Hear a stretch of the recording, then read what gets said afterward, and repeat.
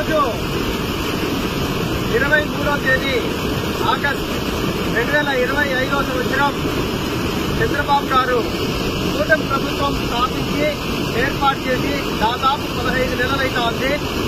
15 నెలల కాలంలో మనం చూసినట్టయితే ఎంతో మంది ఈ హంద్రీనీవా కాలువ గురించి ట్యాంకర్లతో నీళ్లు నింపి ఓపెన్ చేసిన పోయిన కాలం కూడా చూశాము.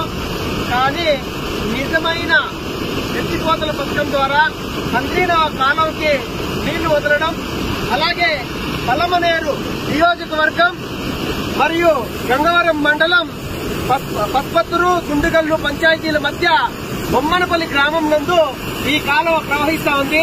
ఈ రోజు పస్పత్తూరు గ్రామంలోకి అక్కడ లిఫ్ట్ ఇరిగేషన్ మోటార్ల దగ్గరికి వస్తాయి. నీళ్లు ఆల్రెడీ అక్కడికి చేరిపోయాయి.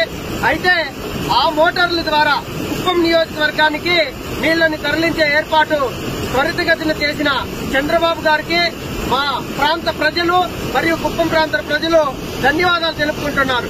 అలాగే ఈ నీళ్లంతా కూడా ట్యాంకర్లతో నింపిన నీళ్లు కాదు. ఇది వేగం చూడొచ్చు, ఈ సౌండ్ చూడొచ్చు. ఇదంతా కూడా మనం నిజంగా అక్కడి నుండి హంద్రీనీవా కాలువ ద్వారా నీళ్లు ప్రవహిస్తా ఉండేది మనం వీడియో ద్వారా మనం ప్రజలకందరికీ కూడా తెలియజేసే ఏర్పాటు చేయడం జరుగుతా ఉంది.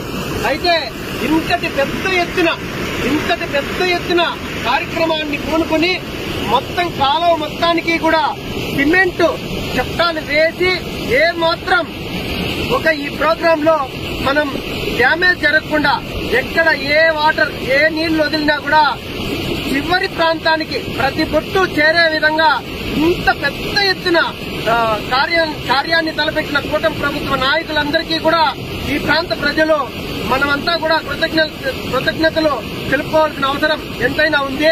అయితే ఇది చూస్తా ఉంటే చాలా ఆనందం అనిపిస్తా ఉంది. చూసారా నీళ్లు ఎంత వేగంగా, ఎంత ఫోర్స్గా, ఎంత దీనిగా వస్తా ఉన్నాయనేది మనం చూడొచ్చు. అటువైపు అట్లా చూడండి. ఇదంతా కూడా మనం చూస్తా ఉండేది పస్పత్తూరు మరియు గుండుగల్లు పంచాయతీల మధ్య ఉన్న బొమ్మనపల్లి గ్రామం నందు చిత్తూరు జిల్లా పలమనేరు నియోజకవర్గం గంగవరం మండలం పస్పత్తూరు మరియు గుండుగల్లు గ్రామాల మధ్య ఈ నీటి ప్రవాహం ఇంత వేగంగా జరుగుతా ఉంది. మేము కలలో కూడా ఊహించలేదు. 2014లో ఈ కార్యక్రమాన్ని తలపెట్టినప్పుడు ప్రభుత్వం చివరికి వచ్చేపాటికే ఓడిపోవడం, ఈ కాలువ పనులు అర్ధాంతరంగా ఆగిపోవడం, అలాగే దీన్ని